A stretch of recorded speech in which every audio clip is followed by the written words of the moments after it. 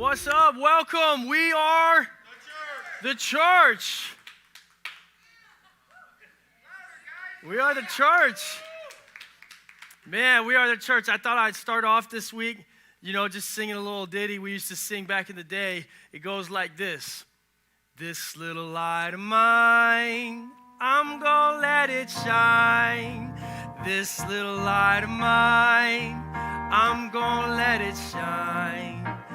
This little light of mine, I'm gonna let it shine. Let it shine, let it shine, let it shine. Do you guys know the next part? Does anybody know the next part? Hide it under a bushel. I'm gonna let it shine. Hide it under a bushel. I'm gonna let it shine. Some of these people don't know it. Hide it under a bushel. I'm gonna let it shine. Let it shine. Let it shine. Let it shine. Yeah, it's okay. You can sing in church. And ain't nothing's even gonna come at you. There's another line. There's another piece that says, what's it say? What's the one I like? You like the weird one. I don't like the one you like. He talking about the devil in his one. The devil tried to blow it out. No, come on. Leave the devil out of my song. That's what I say. The one I like that I just learned is Jesus gave it to me, so I'm gonna let it shine. Jesus, hold on. You just have to repeat that one, so it's not hard. You just hold on. Start over. Jesus gave it to me. It's just Jesus gave it to me, and then you repeat that 3 times. You got it? You with me? You with me? You want to do it together? Can we do it together? All right. Jesus gave it to me, so I'm going to let it shine. Come on. Jesus gave it to me. There you go. I'm going to let it shine. Jesus gave it to me. I know you know this. So I'm going to let it shine. Let it shine. Let it shine. Let it shine. One more time. What's the first one? This little light of mine, I'm gonna let it shine. This little light of, you're rushing me, man. You're pushing me on the rhythm. Gonna let it shine. This little light of mine, I'm gonna let it shine. Let it shine. Let it shine. Let it shine. Go ahead, give it up for yourself right now. That was good. That was good. That was great. That's called audience interaction. That is amazing. I love that. That was good. And that's what we're trying to do, by the way. You can keep playing, baby. Come on. Keep that coming. He's got me. He's going to keep me in the presence. And that's what we're doing. I want you to know that we sing that song, but that's what we're doing every Sunday service. Every Sunday at New Life, we are about the light and the love and the life and the hope of Jesus. And we want you to feel the embodiment of the light and the life and the love and the hope of Jesus Christ. We want you to understand that every time you come in here, you're going to get a dose. Man, we want to just pack you full of the light of Jesus Christ. We are wild about introducing people to the light, the love, the life, and the hope of Jesus Christ. We're wild about it. In fact, if you're in the room today, we're about a minute, 2 minutes. No, we're probably 3 minutes because we did the let it shine twice. 3 minutes into the message, and I'm going to give a salvation call already. It's crazy. You were supposed to wait till the end for these things.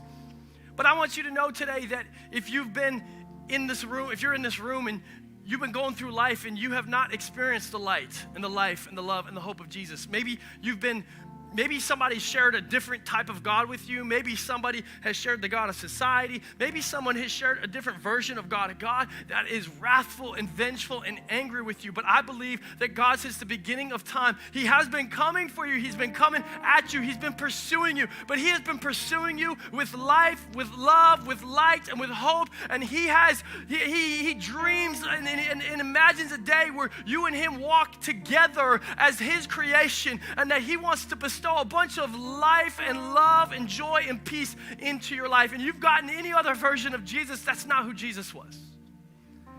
That's not who God is, which is who Jesus represented. God is a good, loving, heavenly Father who wants good, beautiful, loving, purposeful, hopeful things for you. And if you haven't gotten that today, man, I want to invite you and introduce you right off the bat. Right off the bat, I want to introduce you and invite you into a relationship with Jesus. I believe it's the best decision you can make in your entire life. And that's what we're doing here. Every single Sunday morning, we're either introducing people, or I want to hope that we're reminding you constantly every week of the life, the love, the light, and the hope of Jesus Christ. What else are we doing? We are offering care and in community. When you talk about church, church is happening on Sunday service. Church is also happening in community, right? We do this via small groups. Anybody go to a small group? A lot of people will talk about how lonely they are.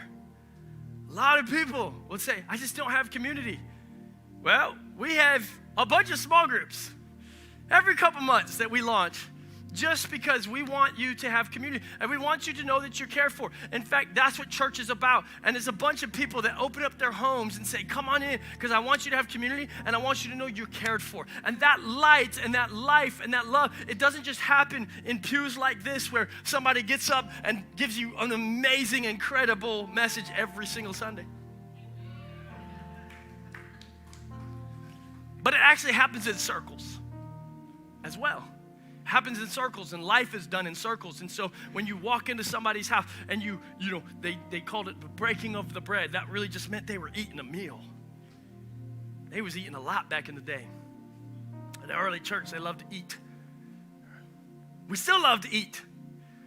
And that's good when you sit around somebody's table and you eat and you sit in community, and then somebody brings something up, and then somebody else brings something else up, and then somebody else brings up a need, and eventually the idea is that, hey, we're going to care for you.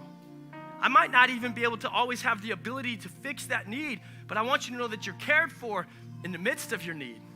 That's the ability that community has, and that's what we do with this little light of mine. We take it and we spread it to Sunday services, and we remind everybody, and we introduce people to it, and then we sit in our community of small groups and we continue to encourage and edify each other about that light that Jesus gave us. And then eventually, as a graduation phase, as a graduation stage, it's not just about Sunday. It is about Sunday services. It is about community and small groups and care and serve teams and all the things that you can continue to do. But it's not just about what happens in this space. Eventually, that light, I think Jeremiah said it that way. He said something along the lines of, it cannot stay shut up in my bones. I can't contain it. This light, it's for these four walls. It's for everybody here. It's for when you sit in community and you're caring for each other. It's for when you're eating together, yes, but then it goes beyond the four walls, and we don't just come to church and we don't just keep it and hoard it and protect it out of scarcity, but we have so much light to give that we're like, who else needs some light? And it starts to run outside of the walls. It starts to spread far outside of the four walls. That's what the graduation phase is, that when we graduate, we don't just go to church, we become the church, and we go out to spread the light. I say it this way, I love this way. We become a force of goodness for others on God's behalf. We become a force for goodness for others on God's behalf. And you do a little bit of that, and you do a little bit of that, and you do a little bit of that, and I do a little bit of that. And we become, as a community, a force of goodness for others on God's behalf. And this idea of spreading the light, spreading the good and light are interchangeable within this message. You spread the good, you spread the light. You spread the light, you spread the good. But this idea of spreading the light was not just made up in the last century, in the last 20 years, in the last 40 years. This has been going on for millennia. For millennia. You know, this has been going on since the beginning of time. God said to Abraham, you are blessed to be a blessing. And then it continues, this idea of this light. Check this out in Isaiah 49:6. This is going back nearly 3,000 years to get back to Isaiah. Over 3,000 years ago, he says this. This is the prophet Isaiah. It is too small. God is actually saying it. It says he says. He says is God. So it really says God says. So God says to Isaiah, it is too small a thing for you to be my servant, to restore the tribes of Jacob and bring back those of Israel. I've kept pause on it for a second. What's he saying?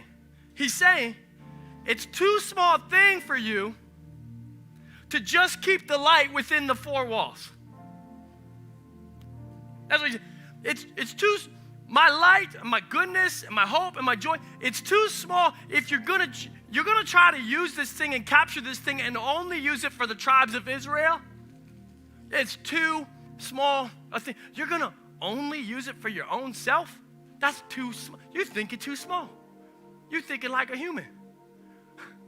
No. You don't have to capture it and contain it and keep it just inside the four walls. You got to use, so what's he say? He said it's too small to contain. It's too small only to do it for the tribes. Now, he doesn't skip over the tribes. He doesn't say it's not for you. He says it's for you. But it's too small. It's small thinking to just do that. So then he says, I will also make you, so everybody say the word, a light. Everybody say the word light. A light for the Gentiles, that my salvation may reach to the ends of the earth. It's too small to just contain it right here. You got to go out. You got to take it to the ends of the earth. I expect you to be a light out there too. That little light of yours, it's not meant just for this place. Yes, it's for the tribe. It is for this tribe. And it's for that tribe, it's for that tribe, and that tribe. And then it's for the people that don't even believe, the Gentiles, that it would be spread to the ends of the earth. Oh, what's this light idea? Micah 7:8 says, do not gloat over me. We're still in the Old Testament. My enemy, though I have fallen, I will rise. Though I sit in, somebody say, darkness. Somebody, if you've been in darkness this week, I can relate to you. I've been a part of some darkness this week. But though I sat in darkness, and I sat in darkness, Micah goes on to say, though I sit in darkness, the Lord will be my light. Did you know that God is with you? In the midst of your darkness, God is with you. One of the deepest, most amazing promises that God has to offer throughout all of history and throughout all of the scripture is not that there will not be darkness. I wish it was. Sometimes we get into the American gospel and we think, there will never be tribulation. There will never be loss. There will never be grief. There will never be sickness. Those are not God's promises.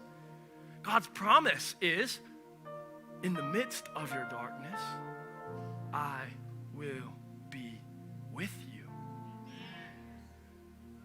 Well, what's the power in that? The power in that is He is the ultimate light. So you can never be fully encapsulated in darkness. You are never left fully to your despair. If you look for Him, there you will find Him. Oh, I gotta kill. Though I sin darkness. Psalm 119, 105 says, your word is a lamp for my feet, a light on my path. Your word is a lamp unto my feet. By the way, I ain't gonna stop on every verse, but it's getting fun. Your word is a lamp unto my feet. Can I just help you right now? This is David writing in the Psalms. Your word is a lamp unto my feet. Can I tell you what he's not talking about? He is not talking about the entirety of Scripture. The entirety of Scripture was not created yet. It wasn't all written yet. He may be talking about Genesis, Exodus, Leviticus, Numbers, Deuteronomy. That's the Torah. That part, he may have had some access to some of those passages. But you know what ultimately David was known for? What is David known for? Sitting in the pasture, playing a harp, and worshiping God. David was having relationship with God. And in the midst of having relationship with God, he says, your word, your voice, your relationship with me, the time I spend with you, it is a lamp unto my feet, a light unto my path. Some of us have been sitting in darkness and it feels like it's over-consuming you. And the word I have for you today, if that's you in the house, is get with God. Spend time in His presence. Get away to a place where technology cannot get to you. Spend a couple days, spend a day, spend 2 days. You'll be shocked to find out what you can find. The words that might become lamps and lights unto your feet and light unto your path that might begin to illuminate just by eradicating yourself from what was or from what you're clinging to so often and getting to the source of life itself. Psalm 119:05, your word is a lamp on my feet, a light on my path. Psalm 18:28, you, Lord, keep my lamp burning. My God turns my into...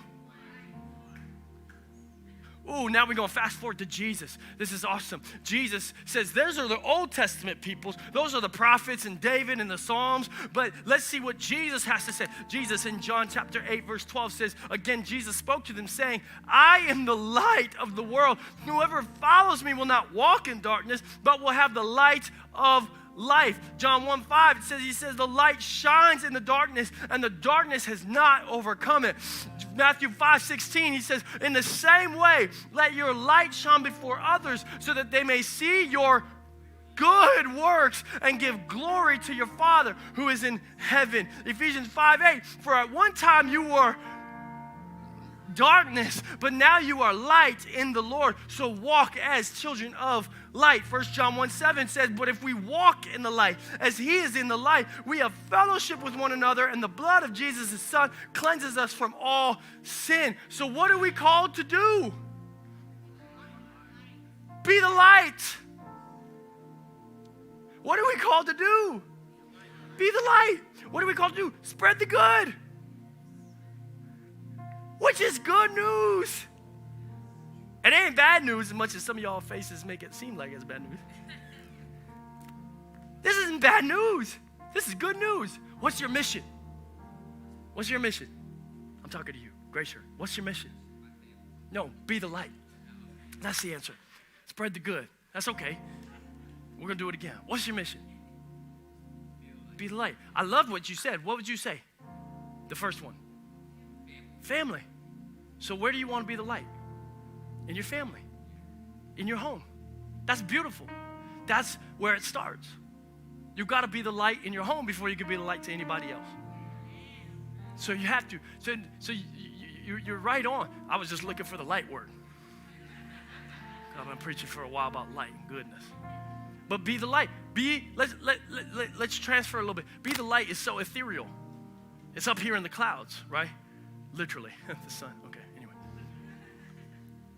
Be the good. Be the good where? Your family. Be the good to your family. That's your wife. That's your wife. That's your daughter. This is just one. How many do you have? Oh, no, you guys have like, oh, I met you. You have like 6. Yeah, you ain't going to graduate to next. You just be the good to your family, bro. You got enough, you know what I mean? You ain't going to have margin for no more than that. You know what I mean? Just do the... I love that. Yeah, I remember I met you guys out at the cafe. That's awesome. Be the good. Be the good to your wife, and be the good to your 6 kids. Be the good to your wife. And see, that's a little different than be... Sometimes that sounds different than just be the light, right? Be good. Be good. Be the good to my wife. Be the good to my kids. Be the good. By the way, just by being that, do you know what you're doing for the rest of the world around you? If you're just a great husband and you're just a great dad, do you know what you give to the rest of the world? I know that because, man, we downplay it too much. But bro, being a great husband and the fact that that's off the tip, you're like, I don't care about what you're trying to preach, man. I'm trying to be good to my home, to my wife, my kids. The example you're setting for so many of us, just give it up for him, right? Man, I just love you. Don't ever stop. Don't ever tire. Don't ever tire. We're called to be the good. We're called to be the light. And that's a good thing.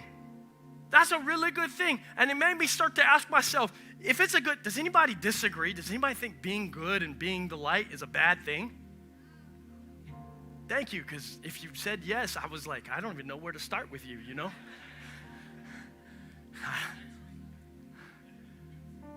Okay, so what I was thinking was like, well, why do we struggle with it at times? Isn't it hard? I'm telling you, man, like, just go get in traffic and try to be the good. It's a challenge. I can't even pull into the parking lot. I was pulling out of the parking lot just to get a Starbucks between service, and someone cut me off, and my trigger was like, We're called to be good. We're called to be light, and that's a really good thing. And we all acknowledge this is a really good, beautiful, awesome thing. So what holds us back from doing it? And I was thinking, and a couple things popped to my head real fast. The first one was apathy. You know apathy? You know apathy? Apathy is like, I'll sum it up in like simple terms. Right? Apathy, like I don't care. I just don't care. I don't care.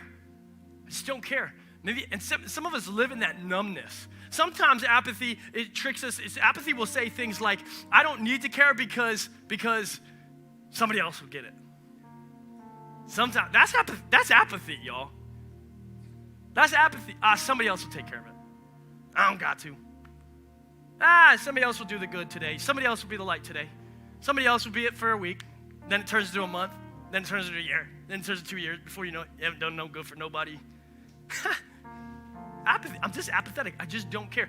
Our society is full of numb, don't care anymore. I stick out like a sore thumb half the time just because I got some zeal left in me.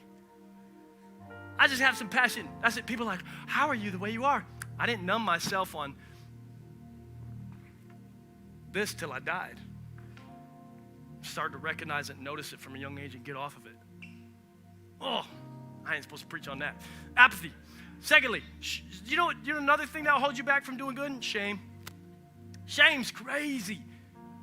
Shame's he plays a dirty game. Shame plays a dirty game. Shame will actually tell you you're not good enough to do good. Shame will remind you of your yesterday to steal from your present today.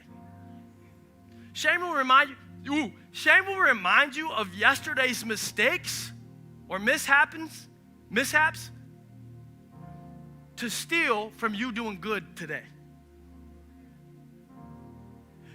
Some of you have that recurring in your brain. It's like every time you go out to do something good, really? You're going to do that? You're going to try to be that good? Don't you remember?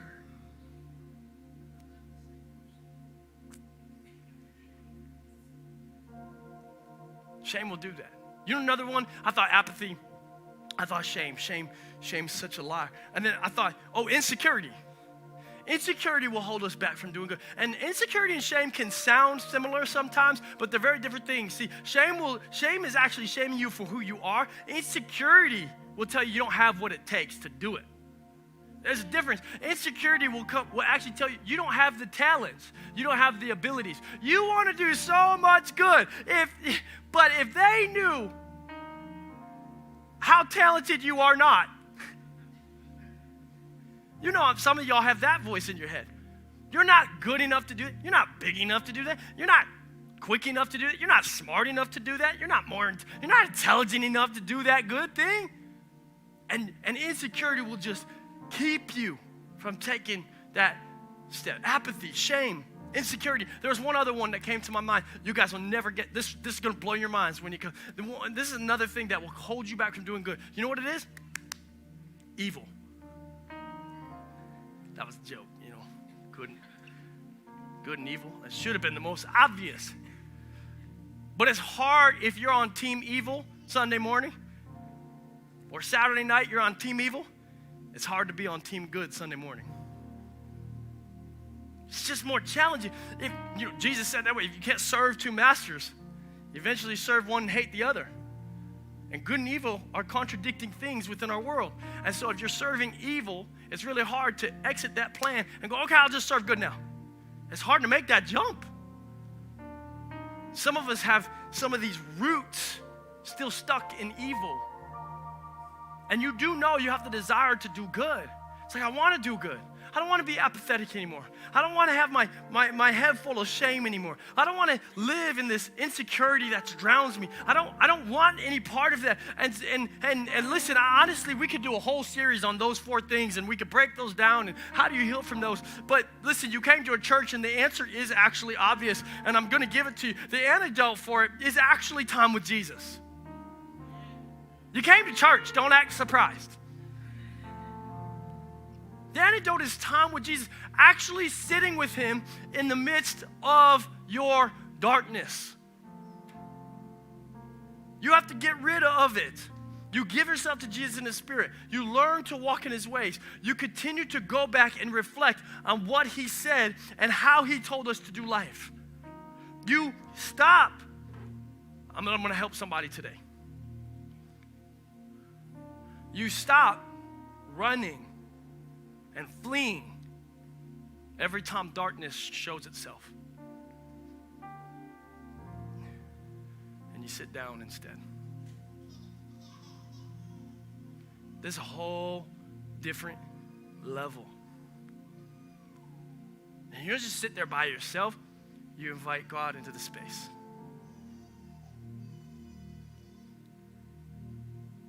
I came into contact with some serious darkness this last week. Sometimes darkness is because of our own doing. Nobody else? Okay. Bunch of saints in the room. This one wasn't because of my own doing. There was a bunch of things, though, on my doorstep. A bunch of darkness that just came my way. It flooded me this week. There were deaths and divorces and affairs and abandoned dads abandoning families. And they all hit me. One after another, it seemed.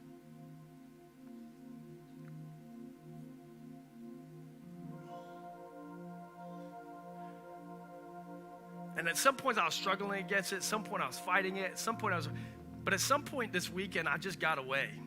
I turned my stuff off. And I invited God in. And I asked him. And there's a whole bunch of things I could preach on today. I don't have the time. I'm filled up. And I'll tell you I'm filled up because I stopped running from it. And I turned around and I faced it. And I invited God into the space and place. And I said, help me with this. And I learned that his light, his love, his joy, his peace, his patience, his kindness, his goodness, his faithfulness, his gentleness, his self-control.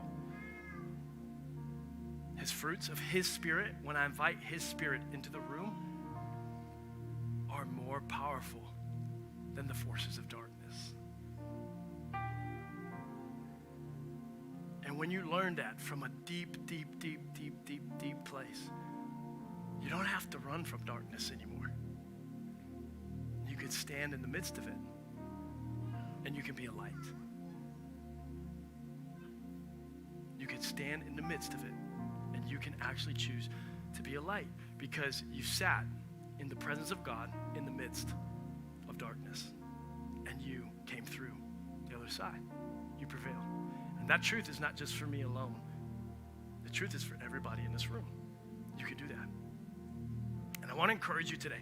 I want to encourage you with a couple things to end. We're almost done here. But I want to give you a couple encouragements because there's some things that too often you're being lied to about what you need to do goodness. You know what you don't need in order to continue to be good, to spread the light? You know what you don't need? You do not need, this should be freeing for somebody. You do not need more knowledge. Hey, you don't need more knowledge. You could do a bunch of good and you don't need any more knowledge than you have right now. Y'all don't get it because half the time we serve, I'm going to say this, in our society in America, we serve the God of knowledge, lowercase g. We serve the God of knowledge. We think that on the other side of knowledge is freedom. We get on these phones, and we jump on TikTok, and we listen to another doctor or our Instagram accounts, and what I need just a little bit more knowledge. I don't know where all this anxiety and depression and things are coming from, and all this loss and grief, and if I just get one more doctor's opinion, if I just get one more TikTok person who doesn't actually have a doctorate, but they told me they have a doctorate, but they don't actually know what they're talking about, but they have a little certificate in the background that they Photoshop, but if I just keep tuning in, and I just keep learning a little more, and then this doctor is saying something different than the next doctor, and then the next doctor I swipe on is saying something totally different. But if I just get a little bit more knowledge, then I'll be able to find whatever is giving me anxiety. this is doing it half the time. Your 14 opinions. Your Google search after Google search, how to stop anxiety. Knowledge will not lead you to freedom. Knowledge will lead you to power, and power will give you anxiety. Woo! Y'all don't even know. What you don't need to do good, though, is more knowledge. I just talked to somebody. I sit with Lesroy and I just talk to him. And I find out what he's in need. Oh, man, you're in need of this. And if I have the resources or I have the ability, I find a way to help him. It doesn't take a degree. There's no degree in goodness. Knowledge is not more of what you need. Here's another great news. Here's some good news. You know what you don't need to do good? A ton of resources. I didn't say no resources because you need some to give some. But you don't need a ton of resources. That's a lie. Somebody's trying to hold you back from doing good. You don't need all that. You don't need a ton of resources. You just need a little bit. You just need a little. If I get a little bit of love, I can give a little bit of love away. If I get a little bit of joy, I can give a little bit of joy. If I get a little bit of money, I can give a little bit of money away. And here's the thing, a little bit of good, a little bit of money, a little bit of love, a little bit of joy, it actually goes a really long way. See, that's the last thing you don't need. You know what you don't need? You don't need to match evil with your good.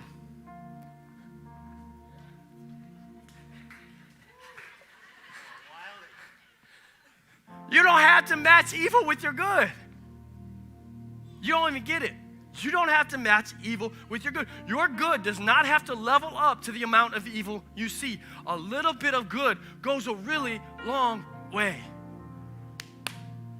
You are not in a war combating and trying to win good versus evil. You are just one light entering into a room full of darkness, and one light entering into a room of darkness will still pierce through the darkness, and darkness can still not overcome that little bit of light.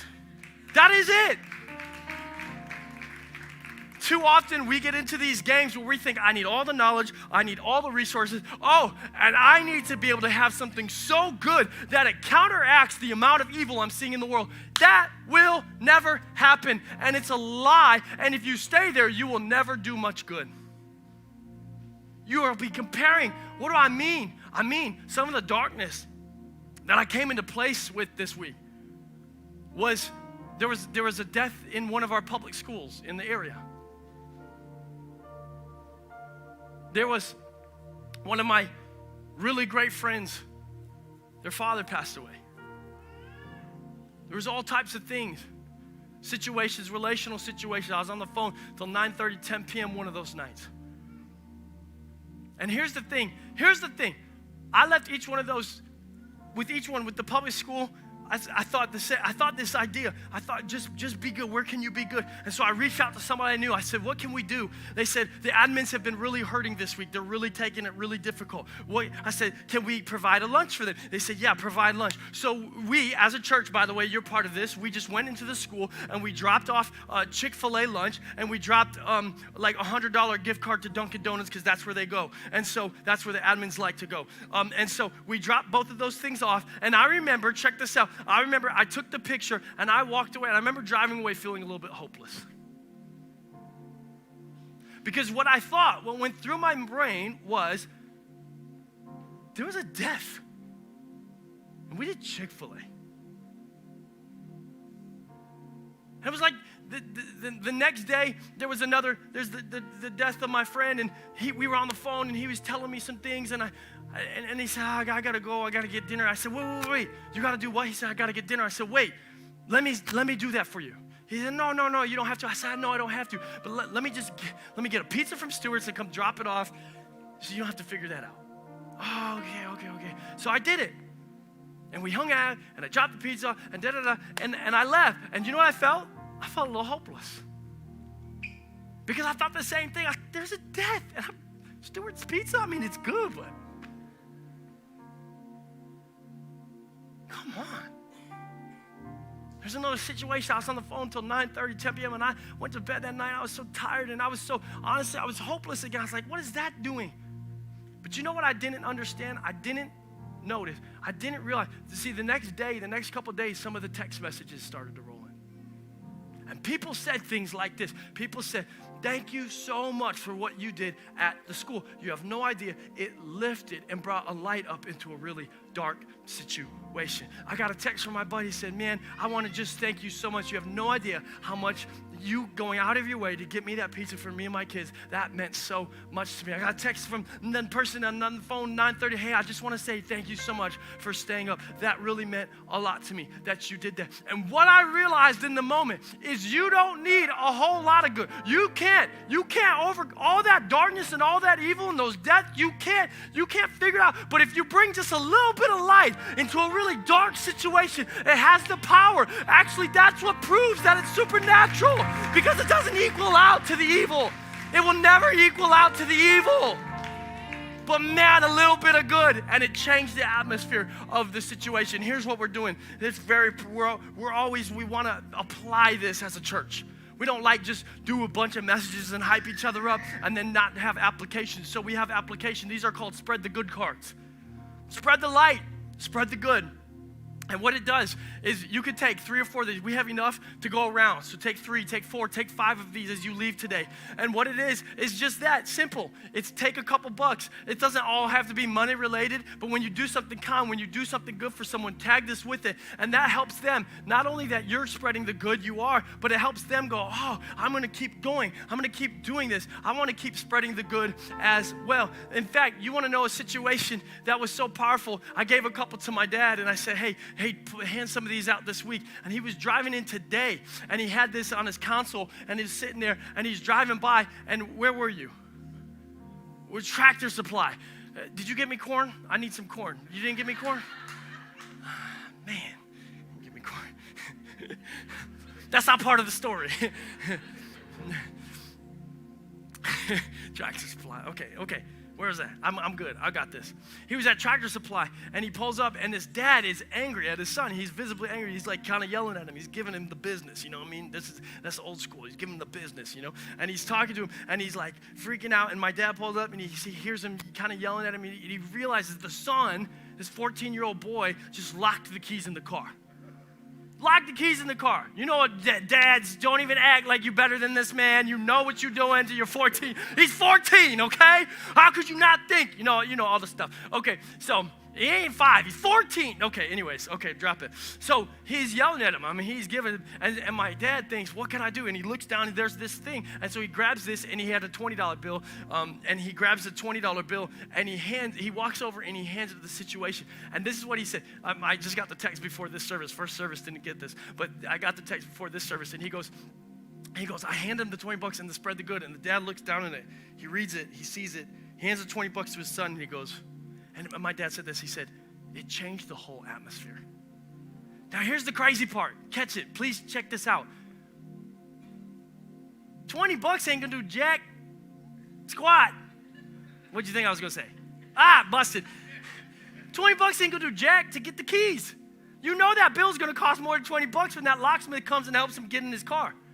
Does anybody, $20 isn't going to change the time of getting in the car versus the time they're going to have to wait to get AAA there to get them into the car. They still got to wait an hour, and they still got to pay more than he was expected to pay that day. Come on, are you checking what I'm saying?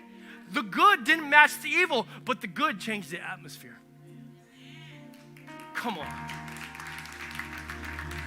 You can do this all throughout. And that's what the spread the good cards. And when you spread the good, something wonderful happens. Darkness cannot overcome light, but a little bit of light will still pierce through the darkness. And that's awesome when it's just you. I mean, when it's just you on your own, and you're out and you're spreading the light and you're doing everything you can, that is awesome. And you keep doing it, and you go back to Jesus every time you need to fill up. God, I need more life, I need more love, I need more joy. You put rhythms in your life so you never run out, and then you get back out there and you spread the light. But let me tell you something. When a community does it, something even more powerful happens. I believe something supernatural can begin to happen. See, when a community starts spreading light, I don't think y'all get it. So here's what we're going to do. We're going to try something. We tried this before. Go ahead. Shut the lights off if you can. Shut the lights off if you can. Go a little darker. Can you go dark? Yeah, shut it all down. Shut it all down. Watch this. Oh, I didn't plan on it. Hold on, we got to put that down. It's dark. Now that's darkness.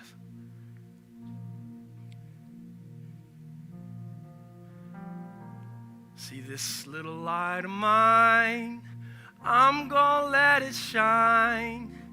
This little light of mine, I'm gonna let it shine. This little light of mine, I'm gonna let it shine, let it shine, let it shine, let it shine. Come on, somebody in the middle. This little light of mine, where's your lights? I'm gonna let it shine. This little light of mine, I'm gonna let it shine. This little light of mine, I'm gonna let it shine, let it shine, let it shine, let it shine. Go ahead, stand with me and sing it. Come on, this little, come on, sing it. I'm gonna let it shine, this little light of mine, I'm gonna let it shine, this little light of mine, I'm gonna let it shine, let it shine, let it shine, let it shine. See, here's the thing. It was darkness. And one light decided to shine, and one light did something about the darkness. It did. It pierced through the darkness, and darkness did not overcome it. But see, I could go out into my community, and I will be light. For as long as God allows me to and lets me, I will be a light to my community. But there is something different that happened the moment everybody else started to put their own light on. See, then we lit up the room. We lit up the room so well. Look, you could see me on camera. You could see me on stream now. You couldn't see me before on stream, but they could see me now. I could do jumping jacks. I could run around the room. It's lit up enough that I could actually actively live and be and move and do. See, there's something powerful that happens. I could go into my community, and I can light something up. But when a community does it, we could light up the whole community. We could bring light to the whole community. We could bring good to the whole community. That's what it means when we say we don't just come to church. We are the church. And we could be a beacon of light to everyone on the outside that's seeking, searching, and hoping for the life, the light, the love, and the hope of Jesus Christ. That is what we get to steward. That is who we get to be. God, thank you for this service. Thank you for this group of people. Thank you for what you continue to give us, for what you continue to pour into us. God, thank you for the privilege and the opportunity of getting to be the light, your light, to humanity all around us. I thank you for it. I praise you for it. I pray that we steward the blessing so that we can continue to be a blessing so well in your name and in your honor. I pray for it in Jesus' name. Everybody said, amen. Y'all, love you guys.